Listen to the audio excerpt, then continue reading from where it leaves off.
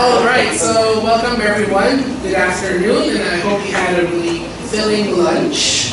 I hope you don't fall asleep. I don't think we will, due to the very interesting activities that we have in store for the rest of the afternoon. So today is, right now we'll be proceeding to our third panel discussion session. I will be introducing the moderator for this panel, which is language and religion. Interesting, no? Religion. What a very interesting but complicated construct. Our moderator for today is Mr. Marvin Kaiser C. He is a passionate Hokkien language instructor and foreign language enthusiast. After finishing a master's degree in applied economics from De La Salle University, he worked for 3 years in the financial data industry as an analyst while simultaneously teaching Hokkien and doing Mandarin translation.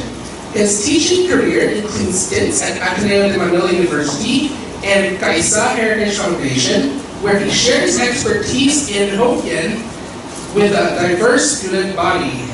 Currently, he teaches Hokkien online and engages in business ventures with friends. In his free time, Marvin likes to learn languages and do research on Hokkien. Part of his life advocacy is to help and conserve and promote the Hokkien language among the Chinese Filipino community in the Philippines. So without further ado, let's welcome Marvin C. Go Marvin. Thank you. So this panel discussion is about Lanang's language and religion opening presentations. So we have a very good selection of speakers for today.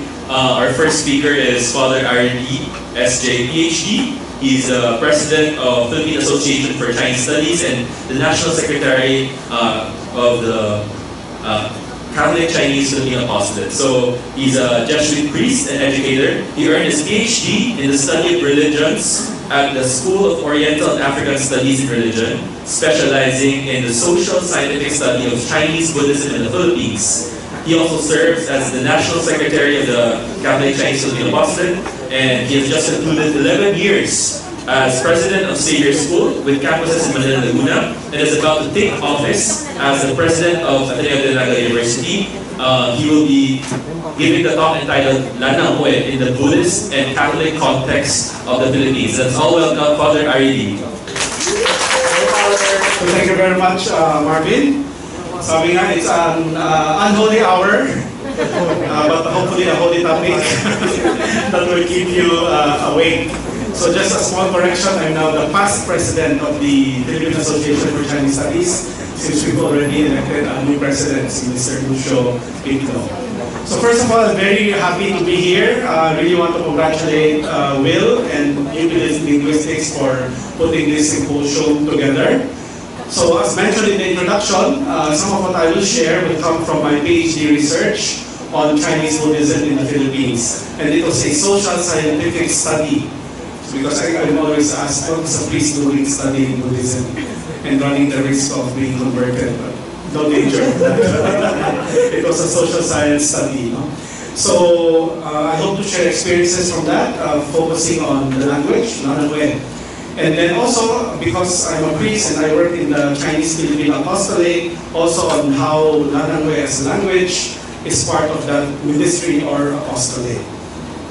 So I'd like to begin with, in the course of the symposium, since yesterday, we've seen approaches to Lanang Hue coming from linguistics, from sociology, from different disciplines. So there's really different ways of approaching this. I'd like to begin with an idea from the philosophy of language. When part of my Jesuit training was 2 years of philosophy, and one of my biggest takeaways was from the philosophy of language, particularly the writings of Martin Heidegger, when he says that language is the house of being.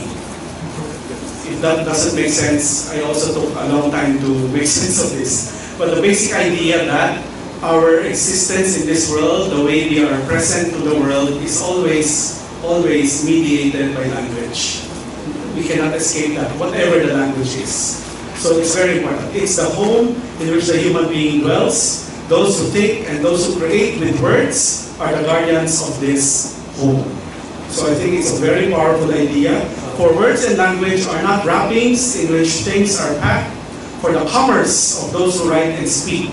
It's not just functional that we need words in order to communicate. It is in words and language that things first come into being and are. So that's why language is so important. And to begin with an example, I like the distinctions that Marvin made yesterday, when Lanangwe has different sources and we're really just mixing them all up.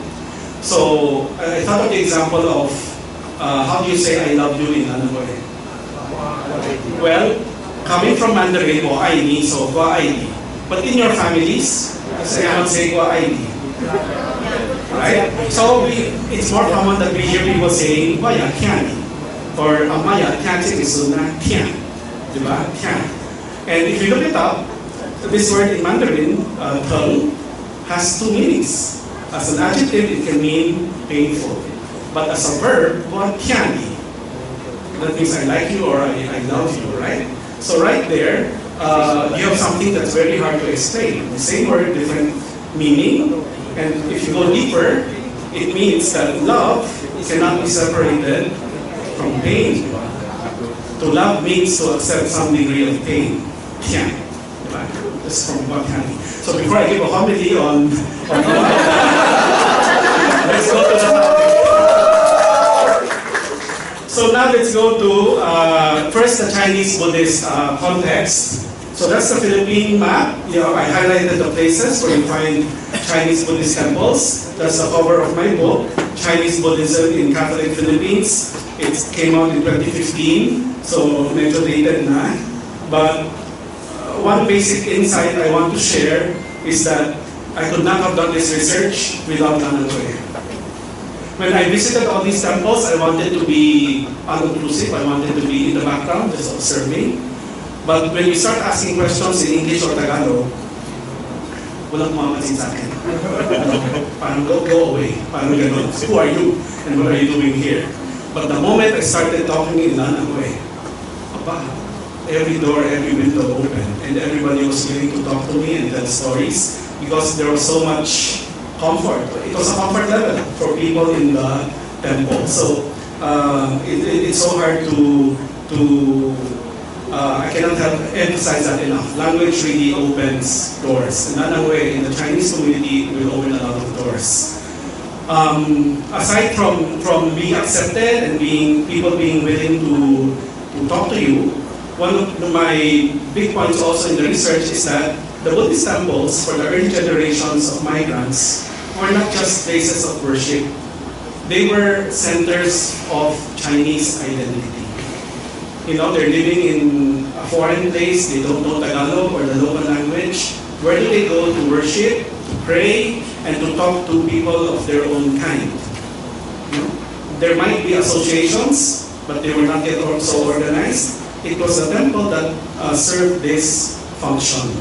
So that's one of the insights there, that religious spaces are centers for identity formation and preservation.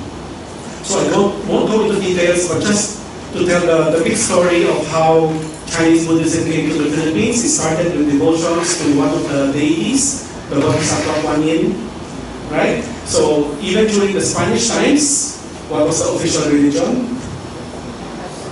Catholicism, the only religion that could be practiced, right? So what did the Chinese do? They gathered in private homes to light incense and to pray to Kuan Yin. That's how the community started. And these are pictures of the oldest statues, more than 100 years old, that are still preserved. And then, during the American period, you have the formal beginning of Buddhism. You have temples now being built. It was allowed. There was religious freedom. Protestant Christianity also came in. So this is Manila Senggon Temple on Nara Street. And you see how the adaptation to local culture is happening. What do you notice in this picture? May parol. So my Christmas day is a Buddhist temple. Right? So that Senggon Temple, Singwan C. This is just some information about it. 1937, founded by an abbot from Xiamen, from Nanpoto Monastery, requested by the Manila Chinese to come. They have regular devotions, all done in Lanangwe. They have a big hall for the name tablets of the dead, Tulaboksu, and that's a big activity for them. They have a charity clinic. They have a school attached to the temple, the Philippine Academy of Sakya, which is still around. Used to be very famous for having students very good in math. I don't know if that's still true. But that's Sakya. This is a picture of the main hall. Right? So I spent a lot of time just observing what happens in the temple. These are the monks leading a chanting service. So you see him holding a little prayer book. It's in Chinese characters, but it's chanted in Lanaway, in Hokkien. It's very interesting, and we can listen to some of it.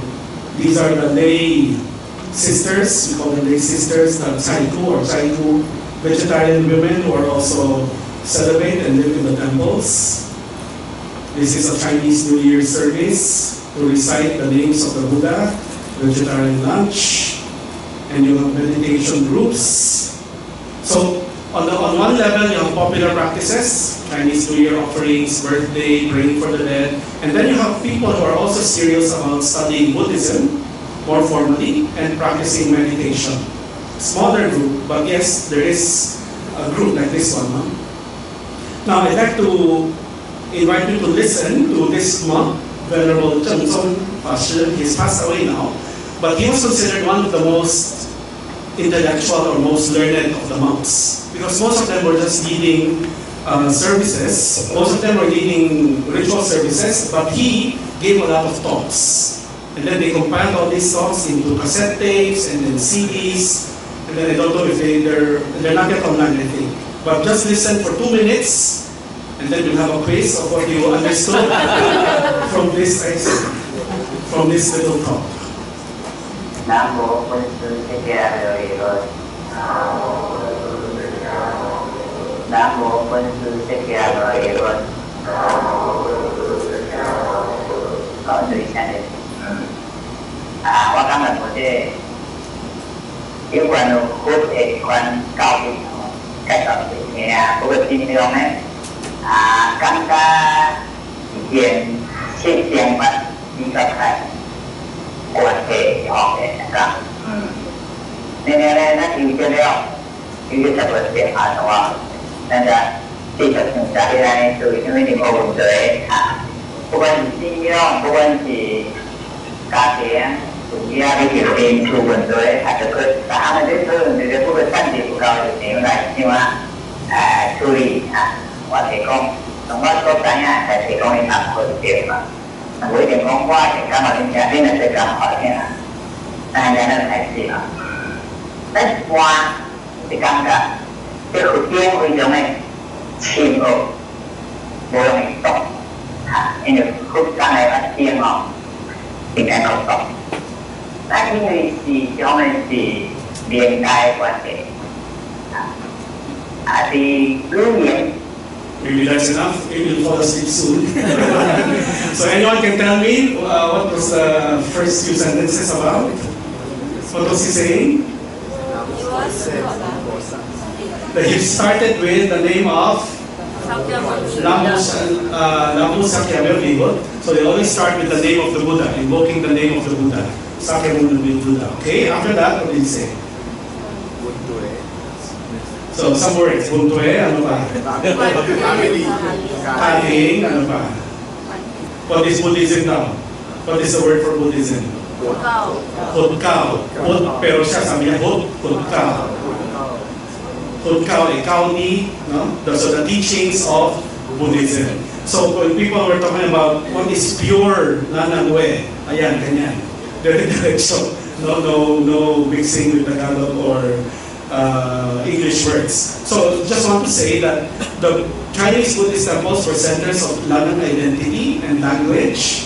So maybe it will change eventually, but what you hear there is really not pure Lanang way. And because it's a center of language, it's a good thing. It's a place for the Chinese people to gather, but it also became very exclusive. Because if you don't speak Lanang way, how can you function there, right? So this changed. Sorry. This changed in the 1990s when the Taiwanese Buddhist organizations came into the country.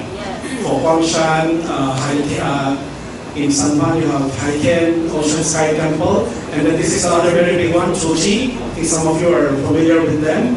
So the idea of humanistic Buddhism, Buddhism in the worldly, the human realm, right? So aside from a very open approach to Buddhism, very centered in the world, they also brought something new.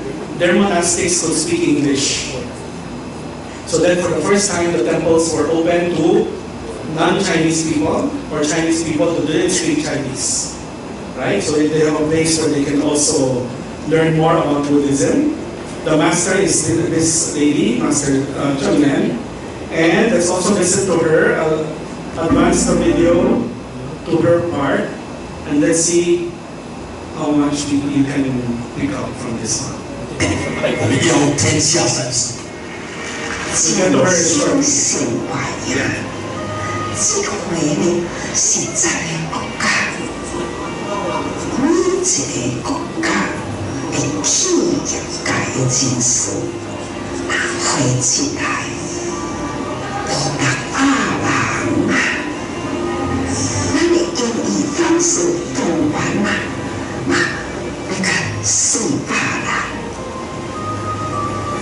应该讲，用来教甲一个陪一个，迄种丰富的情绪啊，迄种要安怎用甲咱的心，因为当时是安怎做，安怎的经验，安怎认同自己，如何投入？ 投入的是安怎进去，将因内心啊，因家己的本身变换啊。 So maybe that's enough. So before we go to the Catholic context, anything you picked up from what she was, or observation about the way she talks? This is a master of the Shanren. When the devotees are in her presence, they kneel down. And she's really a very revered figure. And her programs are all on Taai, the channel, if you have cable TV. Any observations about her? Of course, it's Taiji, but yes. Kevin. His accent and she emphasized like in the technique what she was saying, she emphasized like hundreds of devotees are willingness to follow them. Right, right. She was emphasizing many keywords. Right, there's an emphasis on keywords and also may pagka-sing song, you know? The way she talks is very, very unique to her. You know, parang she's always singing or chanting something. So that one is an example of a Taiwanese influence on Nanangue. And I know a lot of people who try to improve their Hokkien by listening to her. Or watching the dramas on Taai. No? Marami din dramas. So, just for the Chinese Buddhist part, no? The importance of language to be able to penetrate the community and then the temples as centers of identity as well. Now I go to the Catholic context, and later I think our next speaker will tell us more about the Chinese Protestant or Christian context. No? So what do we mean by this Chinese-Filipino apostolate? This is the last national meeting last year. No?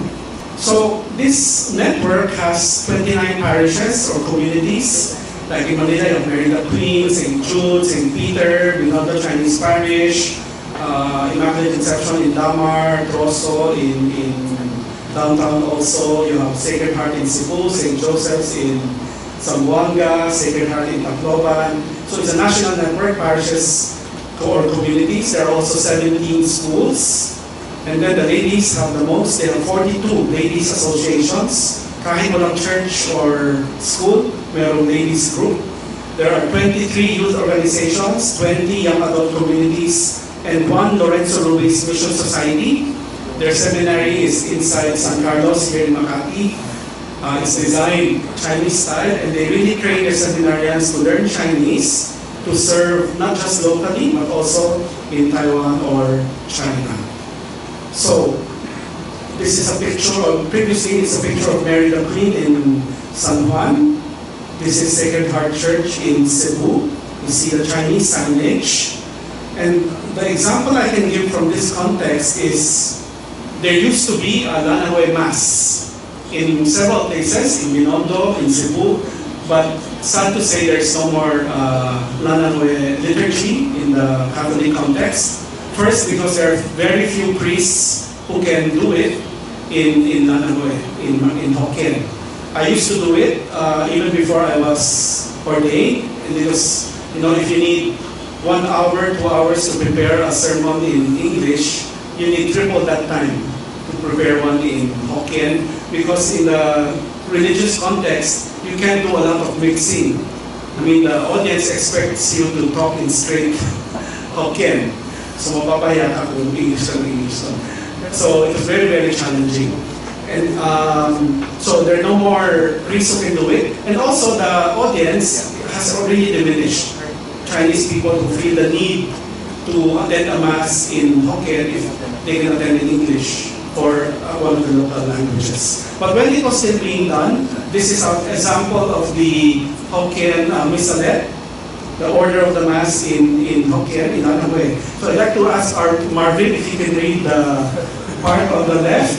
This is the confession, the penitential rite at the beginning of Mass, because he reads it much better. Maganda pakinggan eh. So,我向全能的天主，甲各位教友承认我以思言行为的过失，我会做，我会当做。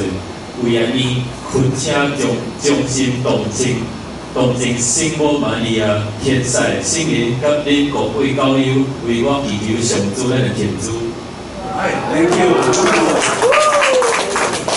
So if you know that text in English, can you make the twins up? Can you make sense of what it's saying? Right? I confess to Almighty God, Chuanming and Tenzu,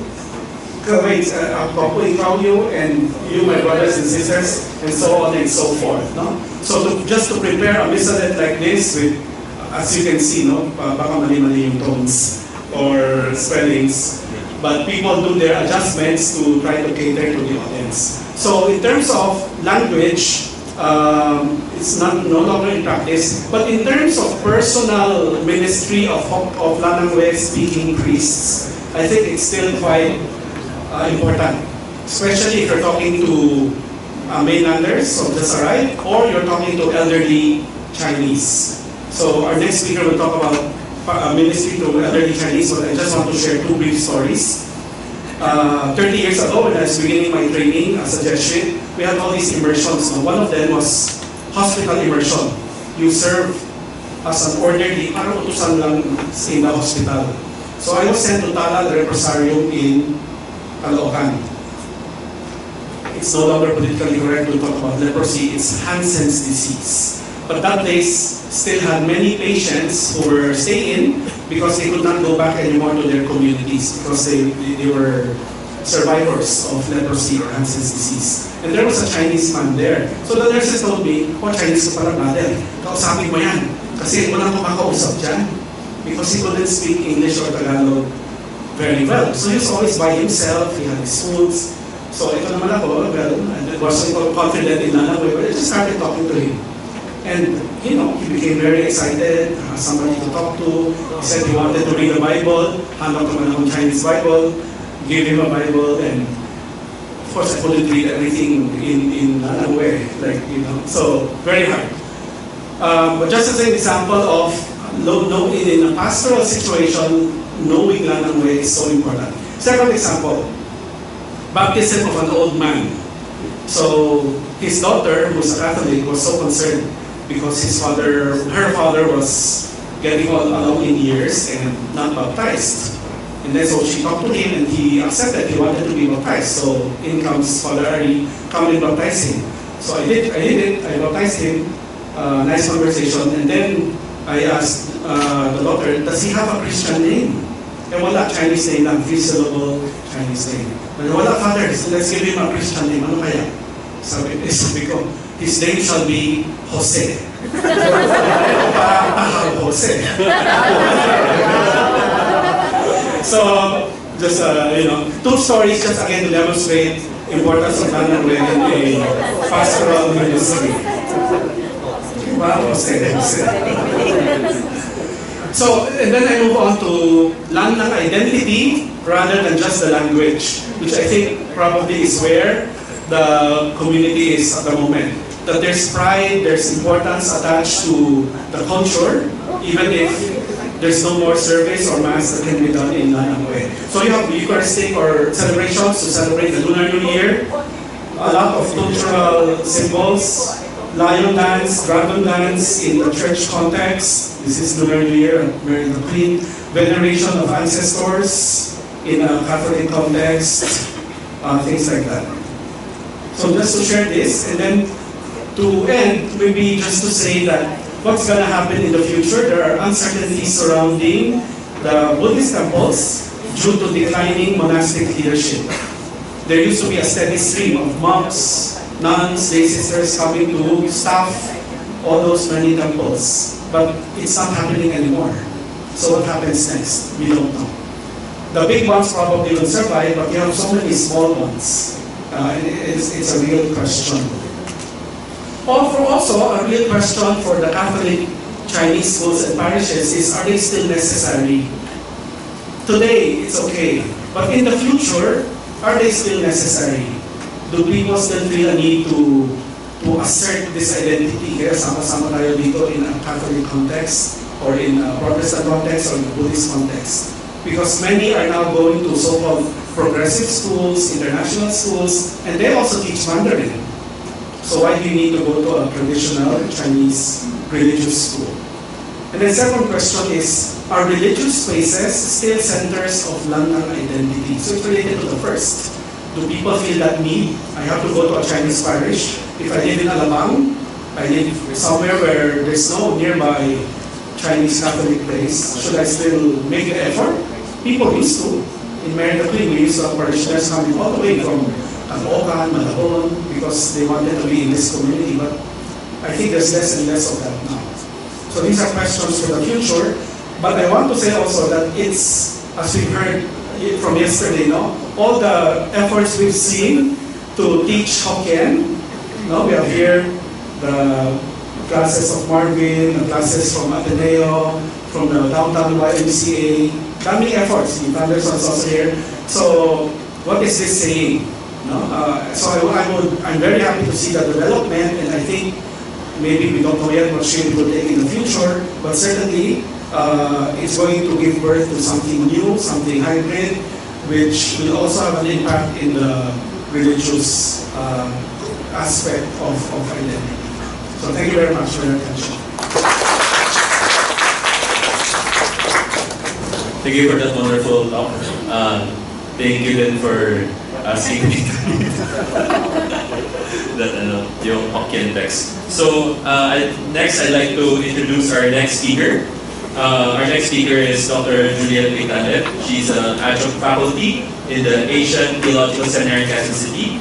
She finished her PhD in Intercultural Studies at Asbury Theological Seminary in 2014. She served as the Lausanne Movement Catalyst for Diasporas from 2016 to 2018. She is also the author of the Hybrid Chinois, Challenges of Hybridity and Homogeneity as Social-Cultural Constructs Among the Chinese and Philippines. And she teaches at the Asian Theological Seminary in Kansas City. Let us all welcome Dr. Juliet Leitanet.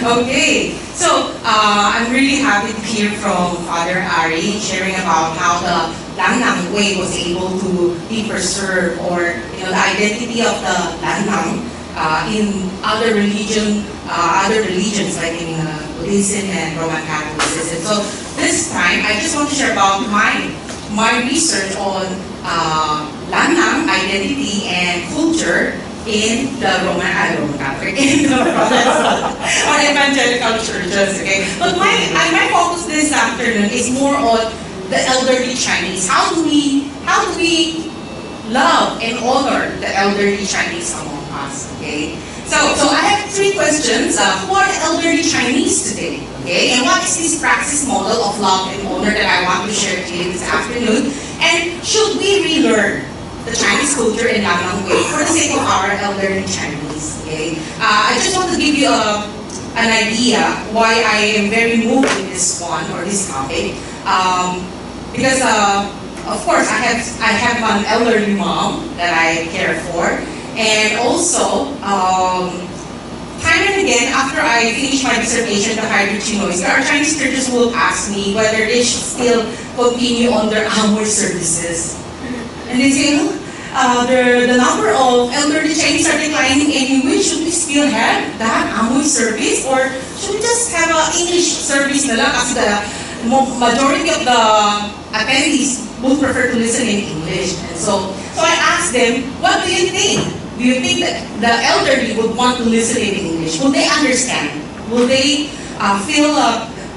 will they learn more, or absorb more? And so it's really a challenge, okay? Now, anyway, so I want to ask that question. I hope you will be able to see whether or not it's really a necessity still.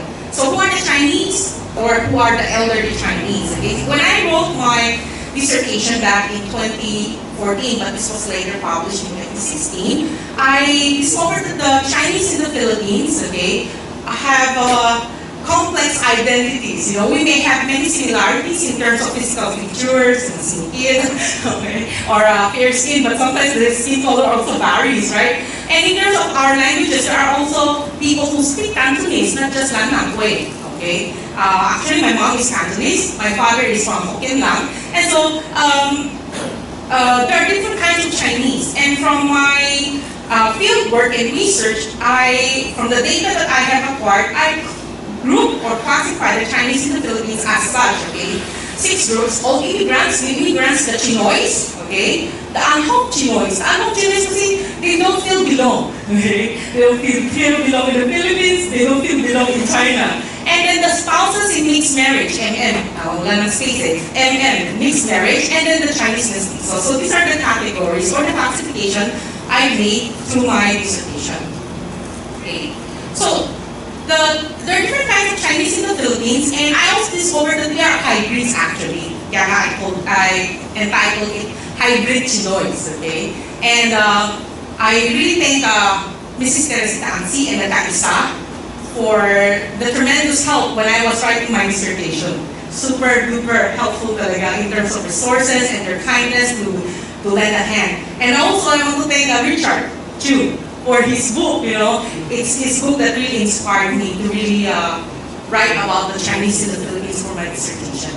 So anyways, I realized that they're very hybrid, okay? And yesterday when Richard was sharing, he also mentioned about the word Chino, Tagalog, Spanish, something like that. That's the kind of language that are spoken also. So even back then, we are mixing languages already in our communication. So it's not something new that we are mixing language today, okay? However, in terms of population, according to Michael Tan and Ellen Palangka, 2%, okay, of the total population of the Philippines are Chinese Filipinos, okay? So if there's 115 million, sabi ni Justin yesterday, then 2% will be, nakalimutan ko lang, minimorize ko ito eh.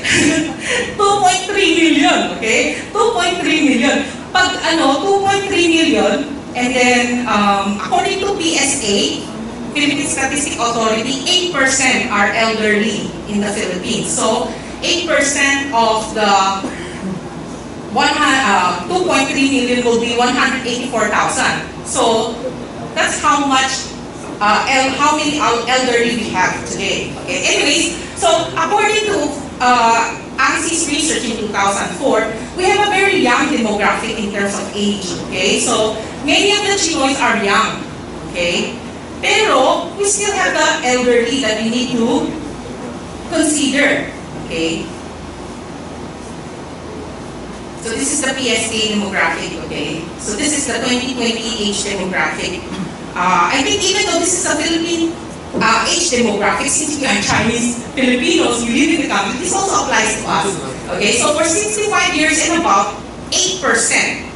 8%, okay? So again, if 2.3 million Chinese in the Philippines, okay, 8% will be around 184,000. So, ang tanong ko nga palagi sa mga churches na nagtatanong sa akin, is it worth it? What do you think? Is it worth it to continue on your Amoy services? Because just like what Father Ari mentioned a while ago, it takes a lot of time to prepare Chinese sermons, okay? Especially for, at least ako rin, it's really hard for me, okay? My Mandarin is not good, my Hokkien, Kongwe, okay, pero to prepare a sermon is different eh. Kasi it requires a lot more expectations, okay? So medyo mahirap, okay, to prepare. It takes a lot of effort and time, okay? So anyway, so that's a challenge. So what about the elderly Chinese, okay? So if they're 65 years and above, okay, they're 8% of the population. In terms of identity, I think most of them are more leaning toward the Chinese culture and tradition. Okay? Their affinity, when I did my research, among the old immigrants, of course their affinity is more on China. However, many of them admitted that, after many years, decades of living in the country, they have already considered the Philippines as their home country. So, even though, they always, that's why we call them the sojourners, right? Because they feel like one day they want to go back to China. But that reality did not come to pass, right? So they have already acquired a love for the Philippines. They see Philippines as their home country already. In terms of language and communication, again, still, majority will speak Hokkien, okay, or Lanang Way. And so, I think a while ago when I was in the group of Kendrick, and then he was sharing about how the grandparents and the grandchildren having difficulty communicating because of the language barrier. And so, it's really important, at least for me, to be able to see my children, to be able to still communicate with my parents, okay, or with my mom, okay. So, I think the language and communication is something that we need to consider also in a relationship. So, if we still have elderly Chinese or elderly parents, or even aunties and uncles, maybe we have to really think about it. Should we really learn the Lanang Way? Okay? Because that's still their language. And since we know that their leaning is more on the Chinese culture, then of course, in terms of community and association, they would still prefer to be part of a Chinese organization or to go to a place where they will be comfortable because they know the language. I don't know if you have experienced being in a place or amongst a group of people and they're speaking a language that is so foreign to you and you feel so out of place and it's just so hard. You don't know what they're saying. You're afraid that maybe they're selling you already, right? So it's in the same way, I believe these elderly, they will really feel more comfortable and secure if they're part of a group where they can still hear the language of their heart, okay? Something that they're comfortable with.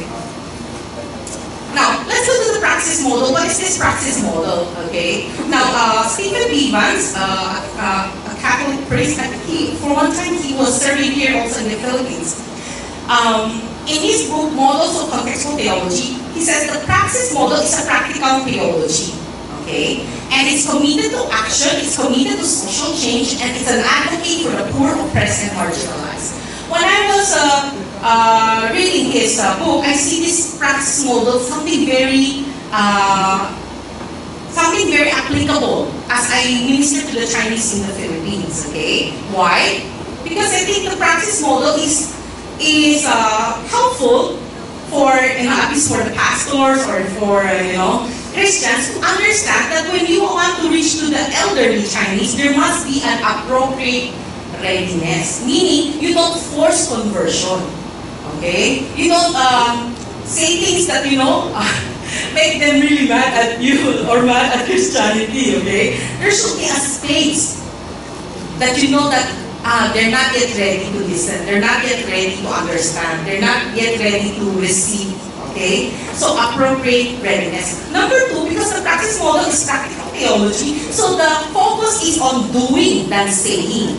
Okay? The focus is on doing than saying. And for Chinese, action speaks louder than words, right?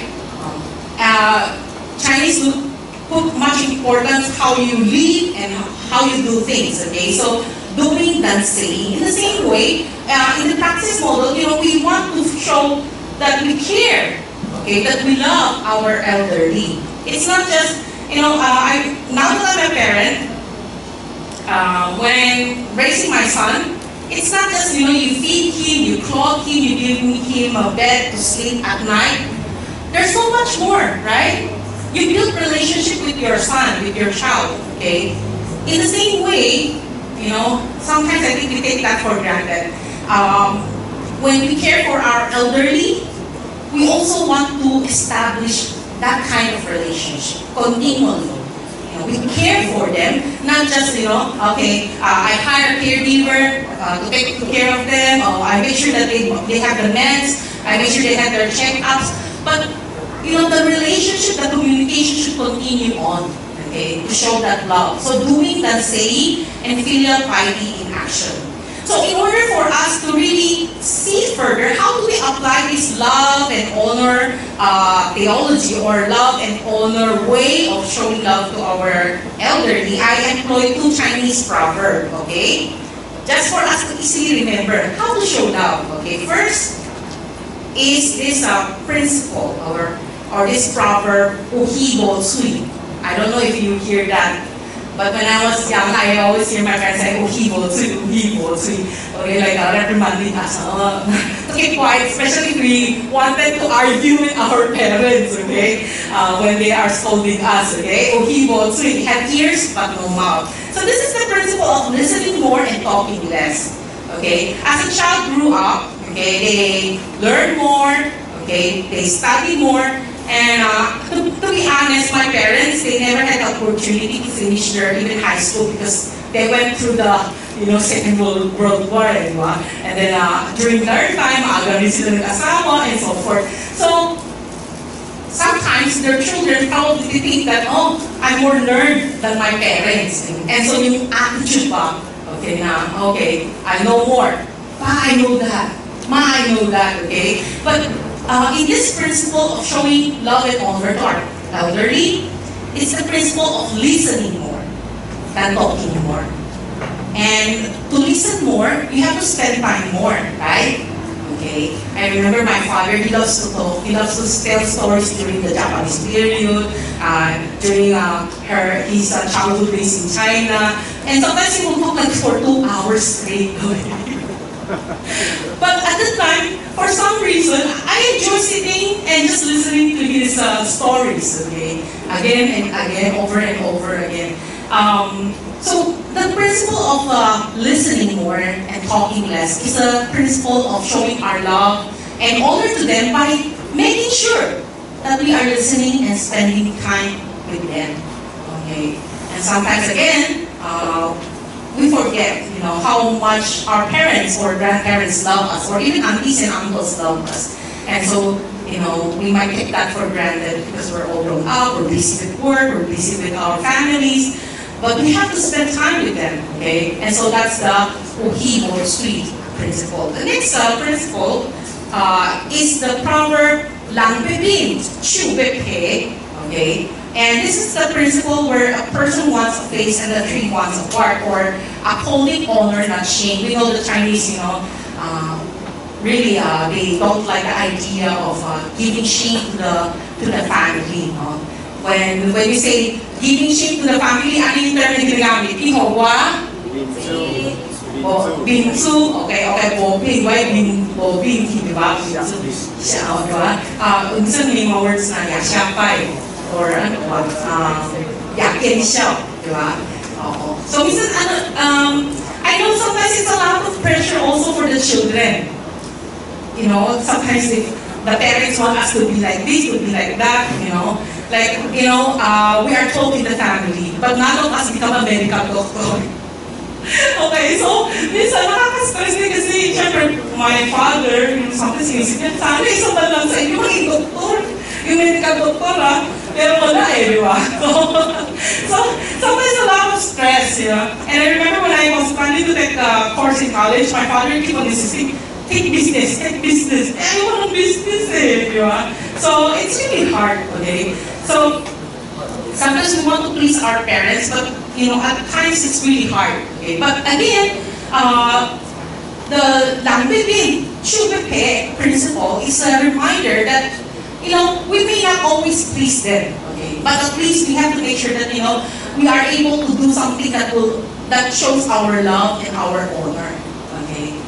And we know that parents, sometimes they're not so showy or expressive in terms of their approval, or, that they're happy, they're proud of us, di ba? Lalo na showy din, di ba? Puro point yun kaysa praise ko, di ba? I don't know, maybe our generation as parents mas okay na. Pero, my parents, takbay parang kulang, no? Parang tinimbang ka, ngunit kulang palagi, di ba? So anyway, even still, this is the principle of upholding honor and shame. Now, let's go to the last question then. Should we relearn the Chinese language or Chinese culture for the sake of serving, ministering the elderly Chinese, or showing our love to our elderly? I don't know your answer, but my answer of course is yes. Okay. Relearning the Chinese culture to understand our elderly Chinese is a way to show love and honor. It's really hard sometimes to relearn something that we lost or we don't use. Okay. But it's important to show our love. So like birthdays, kapag birthdays, chinchin-siya ka, ang siya, di ba? Okay, so pag ikaw yung hindi naka-red, ikaw yung weird, di ba? Sa group, okay? And I remember one time, yung hindi naka-red, walang angpaw. So kawawa yung hindi nag-red, okay? Tapos yung sister ko, may dala siyang extra red, so bigay niya din sa pamangkin ko, na hindi naka-red, di nakakuha din siya ng angpaw. So laki pa salawa sa auntie niya na may extra red shirt siya. So anyway, Chinese culture is, it's also mixed also in the Philippines. We already have mixed our Chinese culture. It's not even pure Chinese na, okay? But still, there are certain practices that, we still have to continue to in a sense, abide. Kasi nga para for the sake of our elderly, that they will be happy, they will be happy. Like birthdays, wear red, okay? And I just want to share also an incident with my mom. Kasi my mom had a heart attack back 2 years ago. And after the heart attack, she really had difficulty recovering. And during that difficult time, she told me, "Dito nakauchi po siya ka." Sorry, may naman. Pero sabi na, ayaw daw niya naka-black kami. And I think at the time, my mom is just, I don't know kung totoo to, but I think in the past, the Chinese think that wearing black is a reminder about death. Okay, that the white, I'm not sure. But anyway, my mom feels like the black is something synonymous with death. And so she doesn't like the idea of us wearing black. So I told my sister, if you would dalaw mama, if you would visit mama, make sure you don't wear black or all black kasi nga ayaw niya. Okay, so being considerate to our elderly is very important because that shows our love and our honor for them. So, if we know already what are the things that, that they don't like or they like, then we have to, to consider that. What about the language, the language, okay? By the way, this picture is my mom and my son, okay? This is taken in 2012, okay? Okay, why I put that picture? Because this picture reminds me of one story or one incident. We just came back to the Philippines to visit my mom. At the time, in 2007, my husband and I went to US to do our postgraduate studies. Okay, in 2012, we came back to visit my mom. And then, when we came to visit, my son, he knows how to, he understands Lanangway. But he doesn't speak Lanangway because he grew up in America. So, when we came to visit, my mom kept on speaking English to my son. I told my mom, ayaw niya Lanangway lang. But my mom was insisting she will speak English only to my son. Okay, that's the great love of Guama, right? So anyway, I really appreciate how my mom really tried her best to just talk and speak in English, okay? But I'm glad that, after many years when we came back to the Philippines, I think the environment, we've been talking about how language is learned, I think the environment is very crucial also. So when we came back, my son was able to continue speaking the language, not just hearing the language, because there's aunties and uncles already, and then there's a Chinese school. Actually, sa Chinese school niya, puro English din. But anyway, among classmates, sabi niya, puro kong yung burway daw. Okay? But anyway, aunties, uncles, cousins, okay? And I think my mother-in-law living with us at that time when we came back, also enabled or forced my son to really relearn or speak the Lanang way. Okay, so language is important because if you do not have that language, it's hard to connect, right? It's hard to connect. Now the question again is it worth it kung 8% of the total population sila, if 184,000 sila? Okay, just like what some churches would ask me, should we continue on the hour services?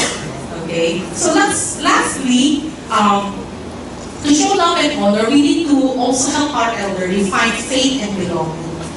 Okay? And that is one way also to show our love to them. Faith and belonging. And whether that be your religion or, for me as a pastor, I want my mom to be part of a church wherein she can find faith and belonging. So very quickly, I just want to share how the Chinese language and Chinese culture in Chinese churches have been somehow preserved, okay? Number one, through the services. A while ago, Father Ari showed how the Roman Catholic had this program sheet, and then, what you call that?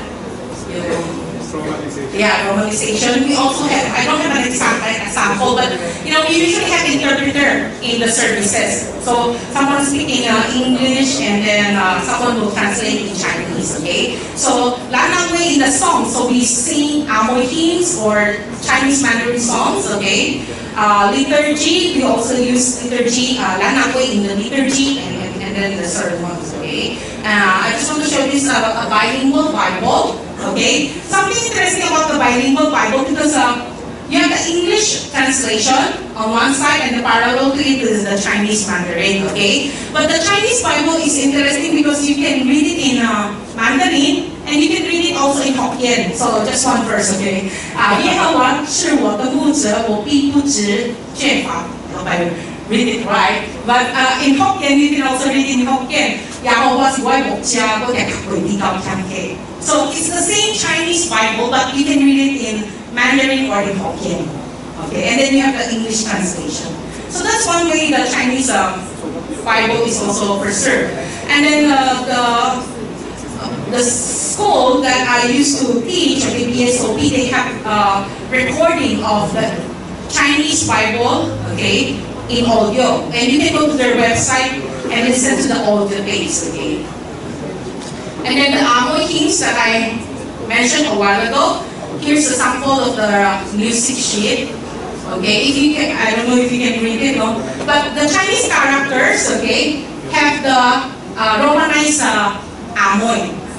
Okay, so you have the Chinese characters and the Romanized Amoy. Okay, and some even have English translation. It depends, okay. So just a sample, okay, this is a children's song actually. Okay, it says, 水下囡仔会变表是一水，是一水。向上囡仔会变表是原水耶稣。Okay, so it says like, who is a friend of the little children? It's Jesus. Okay, or who is it? Who is it? And then it's Jesus. Okay. And then there's another one. You can go to the YouTube channel. You can go to YouTube and look for. You just type Amoy hymns. If you type Amoy hymns, you can listen to the old Amoy hymnal, okay, in Hokkien. And it's usually the channel of David Yap. I don't know who he is, but he's the one who has all this Amoy hymns uploaded. Okay, lastly, okay, so to allow and honor the elderly, I hope we will be able to, willing to understand them, willing to learn the Lanang way, and to find faith and belonging. Thank you. Now I would like to invite both speakers, Dr. Ari and Dr. Juliet, in our what do you call this again? Our setup, the open forum. I first like to start maybe asking both of you because you both talked about certain need or lack of need of Lanang way in terms of doing the ministry in the specific religious groups that you're involved in. For example, Father Ari talked about in the Buddhists in the Philippines, and also Catholicism and Dr. J talked about in the Christian churches. So I was wondering if are there current efforts in terms of not necessarily the younger generation, but the not senior generation in learning, in improving their Hokkien or their Lanangwe to further to do ministry to the elderly? Say to anyone of you want to Maybe I can start so she can have a rest. Thank you. Yeah. If it's for purposes of learning the language, I think as my last slide showed, there's a lot of interest in learning Hokkien. But if it's for ministry purposes, maybe less. I haven't seen a lot of lay people who have that motivation. But maybe among clergy or sisters, there's a little interest. Kasi one more research that's waiting to be done is the number of Catholic clergy or religious who are ethnic Chinese, and to map how many are still Chinese speaking. But I've met a few who have the interest that if only they had the time, they would devote themselves to this ministry, to learn Lanangwe, to be able to minister. I see. So they have the interest, but currently They're not assigned to this work, so they can spend time on it. I see. How about? Yeah, I think it's really sad to say that not so many are, at least in my observation, not so many are interested to learn the Lanang way for using that in the pastoral or religious services. Yeah, because the language is really hard. The terminologies are different. Yeah, so it takes a lot of effort. So it's really hard. But what I see is that there are churches today, because some of the complaints of the congregation is that if there's interpretation or translation, the sermon becomes longer. Yes, because it's simultaneous. Yeah, because it's simultaneous. Yeah. So, for example, the preacher will preach in Hokkien, and then the translator will speak in English, diba? So parang double time na yung sermon, yung length, okay? And because of that complaint, tinanggal nila yung translation. So they separate it, become Amoy service only, and then English service only, okay? But the problem becomes, paano na? Sino maghatid kay Angkong Ama sa church? Diba? Okay. Paano na yung papa, ang mama, how will they go to church? Okay. So before, the reason why there's bilingual is for the whole family to go to church together. So those who want to listen in English, translator. Those who want to listen in Amoy, yeah. So those are the issues and problems. And there was an incident also wherein I heard, they did not directly speak to me, but there was a church in the province that they find that they only have a handful Chinese in their congregation, just a handful na lang. And so they said they will just remove the Amoy because 5 na lang daw sila or less than 5. Yeah. So what they will do, they will translate the whole sermon in Mandarin and give the sermon to the Chinese member. Sabi ko, kung hindi naman sila nakakapasa ng Mandarin, it's different kasi, di ba? Reading from listening. So it's really sad also. But to be fair, while there are no more Catholic masses in Lanangwe, I looked with Dr. Angeline Tan, if she's still here. She showed me the YouTube channel of the United Evangelical Church in the Philippines, UECP, and they have Hokkien Bible study led by elderly Chinese ladies. And then meron pang isa. There's one more service daw in Lanangwe every Sunday. So it's still there. Meron pa rin sila. So online is one option. Yeah. If the elderly can watch it from home. Is it Amoy that is used? What is They it? use the term From Amoy. beginning to end, you were using Amoy. Yeah. Hindi yung Emangkoy ba? Emangkoy. To see it, I think for the longest time they like to use the word Amoy, maybe Emang, and this is something that I hope to do research in the future about the Amoy hymnal. Yeah. No, because This is Milan, Yeah. no, but most of the Chinese Protestant churches here came from Xiamen. Okay. So maybe that's why the term In connection to that discussion on amoy, actually I have a question because amoy refers to xiamen, right? But we use the word, a lot of people use the word amoy in general just to refer to our lanangwe, or amoy services, or Hokkien service, lanangwe services, parang pare-pareho ng lahat. Then I also heard the song that you sang a while ago, something like Kina, Jitui. And from my research in Hokkien, I know that the word Jitui is only used in Xiamen. Oh. So I was wondering, because these songs are also used in your services, and there are many words in those songs that are not really used by our local Chinese Filipinos. So I'm just curious, from your perspective, Dr. Juliet, do you or your community, do you consider it as lanangwe? Because we don't say Jitui, we don't say this, we don't say that. Is it really, do you consider it as lanangwe?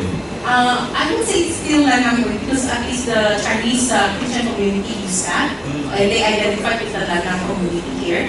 However, we have to understand also probably because of religious terminologies or the art in songs, they use those kind of terminologies instead of the common conversational words that we use like sige siya nga, what does it mean?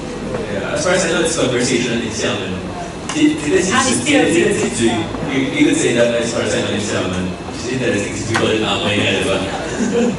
Actually, if it's okay, I'd also like to ask because if the idea is to minister to our elderly, and well, I guess if it's okay to talk about in a few decades later, we understand that they will also pass, and then the next generation of senior citizens will not prefer possibly Lanangwe, and we will probably prefer English. So I was wondering in your specific cases, because I also see that there are also a growing number of recent immigrants, mainlanders, that are more familiar with Hokkien and Lanangwe, who will also become senior citizens in the future. So I was wondering whether that will figure into your respective communities' perspectives. Yung mga mainlanders na tatanda din, and maybe you also have to use Lanangwe. Yeah, that's a good question. Like in the schools, we have some mainland families, and they really native speakers, no, Lanangwe or somehow whatever. But they also speak Mandarin very well. In fact, that's a formal language. So when talking to them, it seems easier to just talk in Mandarin. If you're Mandarin speaking anyway, that's number one. And number two, the people who can communicate with them in Lanangwe is diminishing returns, diba? So for communication, Mandarin is a useful tool. Yeah. So I don't know if the need will continue to be there if there's Mandarin as well. I just want to add, in terms of the new immigrants coming to the Philippines, I think some of them who are Christians, they also help, in the continual usage of the Lanangwe.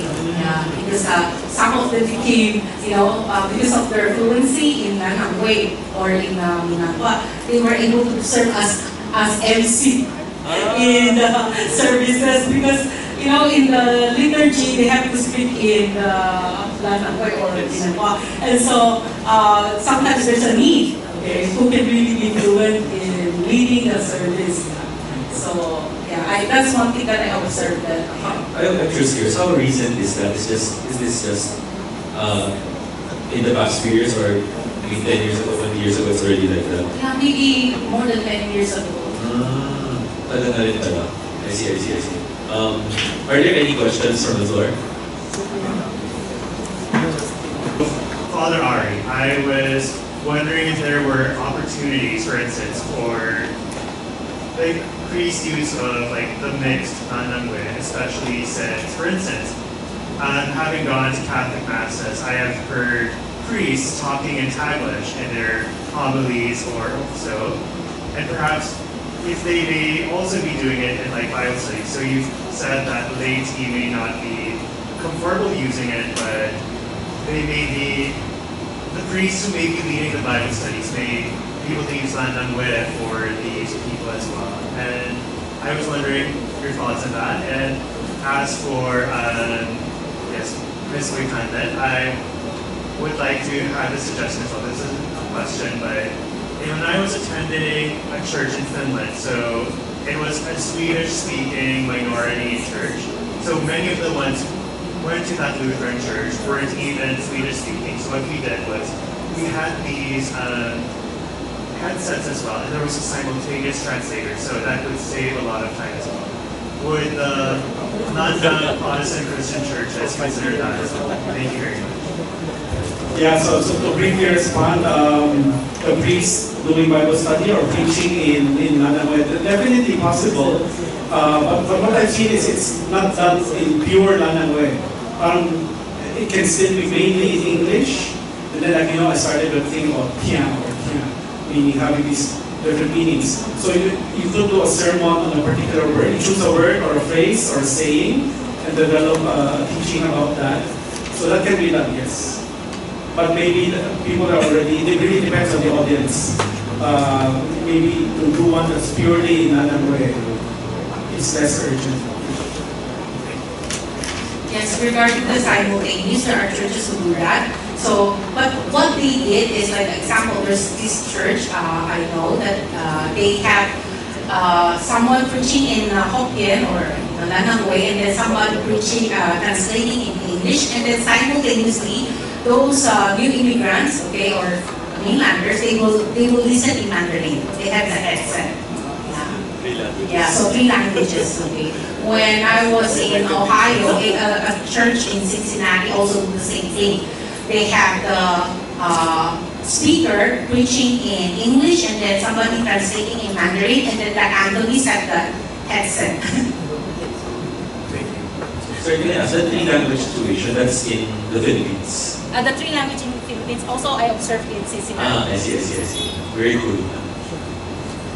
So one question that I found interesting in Father Ari's presentations about institutions, and of course there are some key assumptions to this question. The first being that these institutions, as long as they are there, become centers for culture and preservation of language and the Hokkien identity. So the other assumption I'd like to make is, of course, in China we know that we have this movement to use Putonghua rather than Hokkien, and seeing as Hokkien, is as classified yesterday by Anderson as somewhat of a vulnerable language already, would you recommend, and this is where I'd like to comment, Kalam, Dr. Angelina is here, the audio of Kalam, and also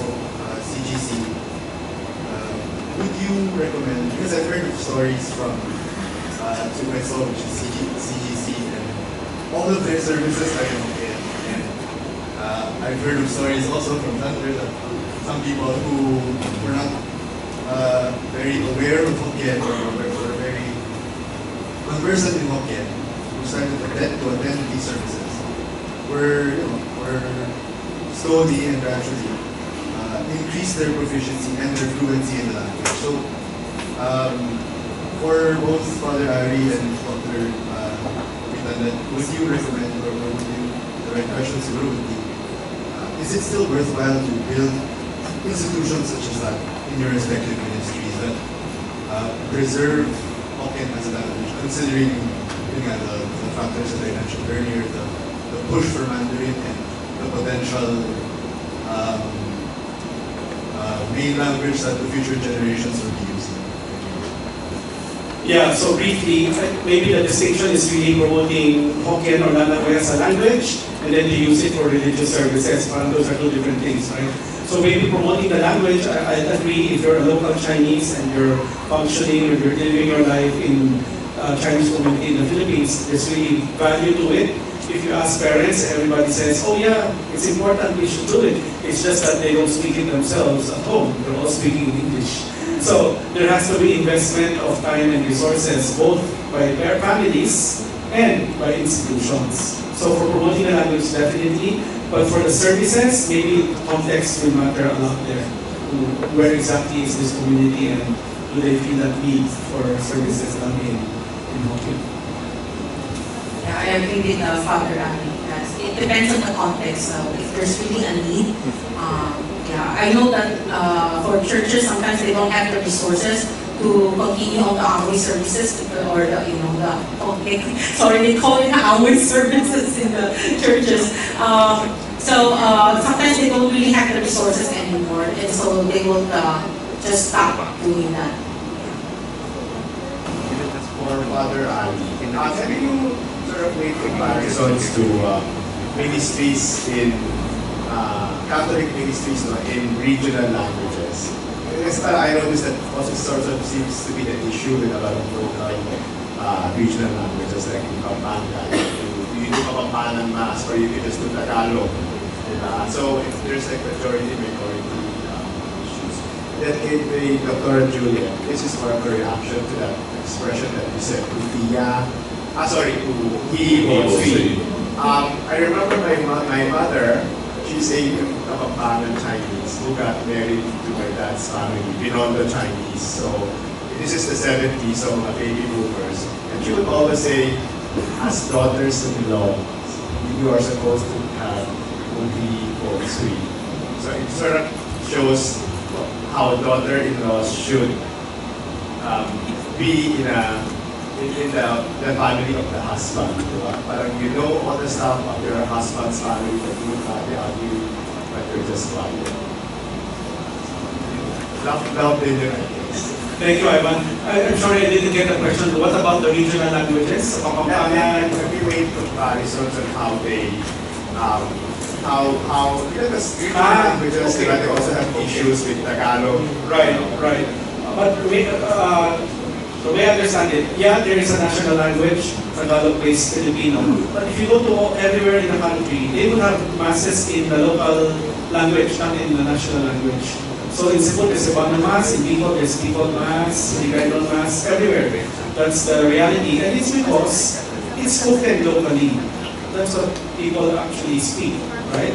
So unlike Lanangwe, where the number of people who speak it, even within families, is diminishing.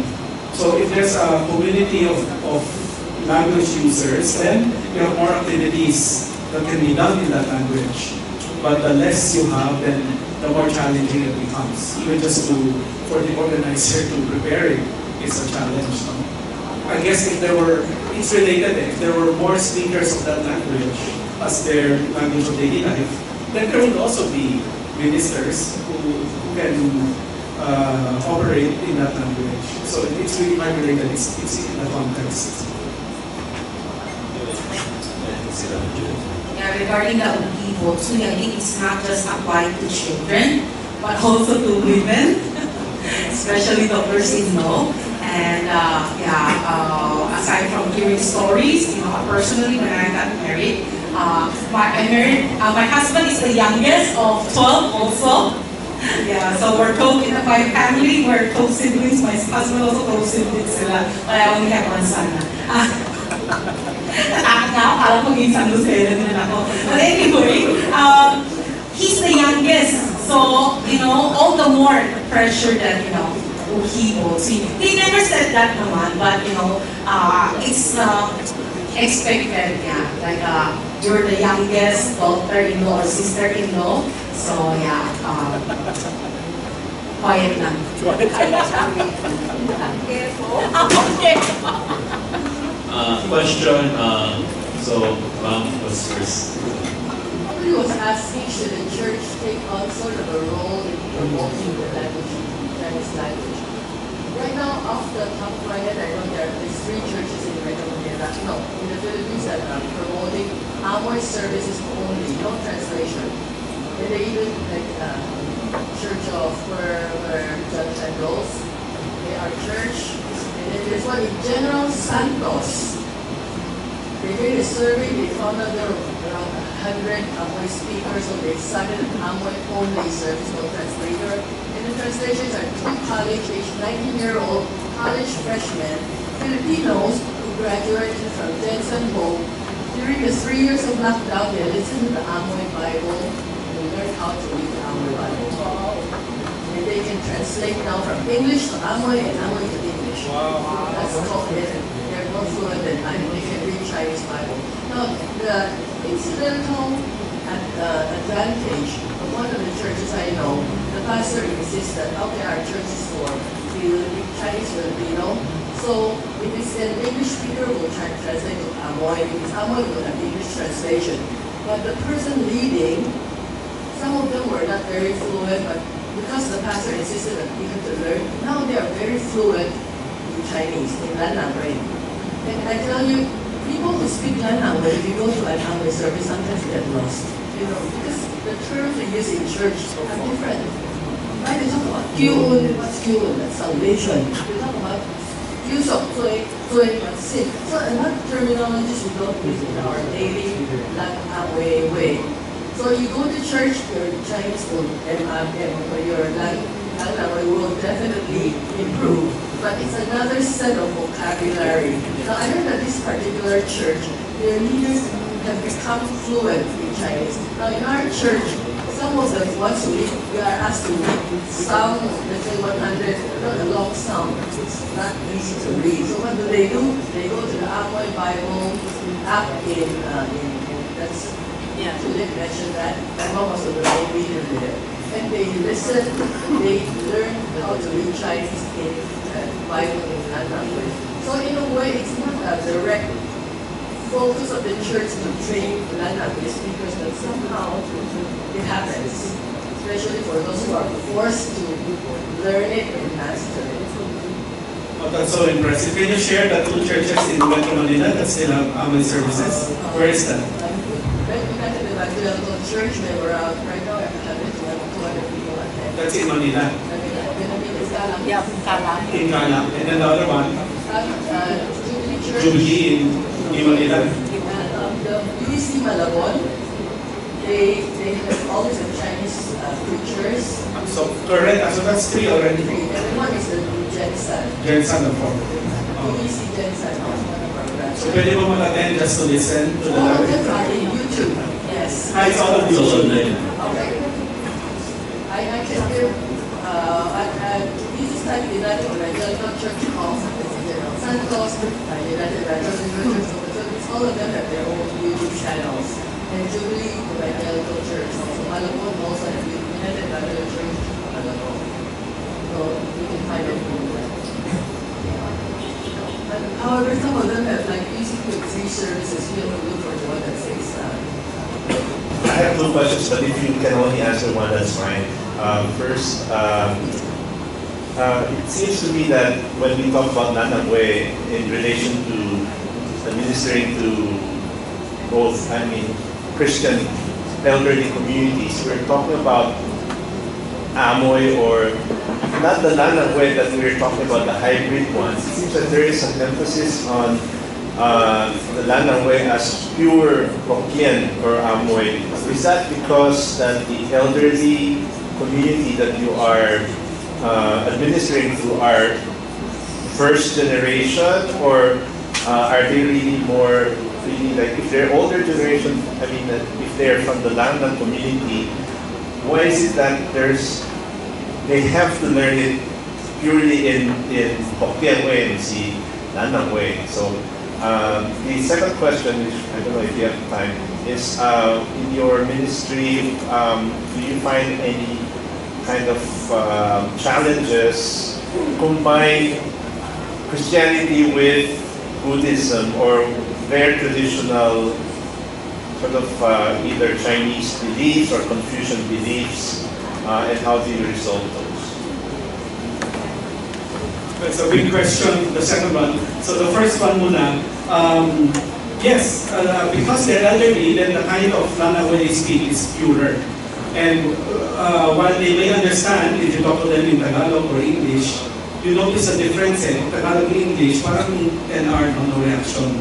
But the moment you talk in Lanang Way, parang their eyes light up and may connection kagad. So that's why with the elderly, of course, wala na talaga, talk in English or do your hybrid Lanang Way, but It just helps a lot if you want to make a connection. And then number two, I think that's a bigger or broader topic. There are intersections of how you bring in Chinese culture and Confucian values into Christianity, and Catholic churches and other churches have different approaches in that. I just want to quickly add on yung sinabi ko Father Ari about the elderly. I think they have this expectation of terminologies, religious terminologies or Bible words that they're so used to, and so when you are preaching or speaking, they expect you to use those kind of terms than the conversational way that we use. Yeah. But actually, I observe also in some churches, some of the speakers sometimes, they cannot really preach in straight Hokkien anymore. So every now and then they will add also, nagiging hybrid na rin. Yeah. So even me, sometimes if I preach in Lanangwe, Lanangwe the mixed one, not just because it's really hard. And for the second question, it might require a long discussion, but just briefly, I think it's very important sometimes we have to have a bigger heart to understand other people who may have challenges as they journey through their faith, okay? And so when they want to accept this particular religion, and yet they're coming from another religion. And so we just have to help them journey in that kind of situation. Thank you, Dr. Ari and Dr. Juliet. So that will be the last question. Thank you very much. So I'd like to invite both our speakers to stay in front for the certificate.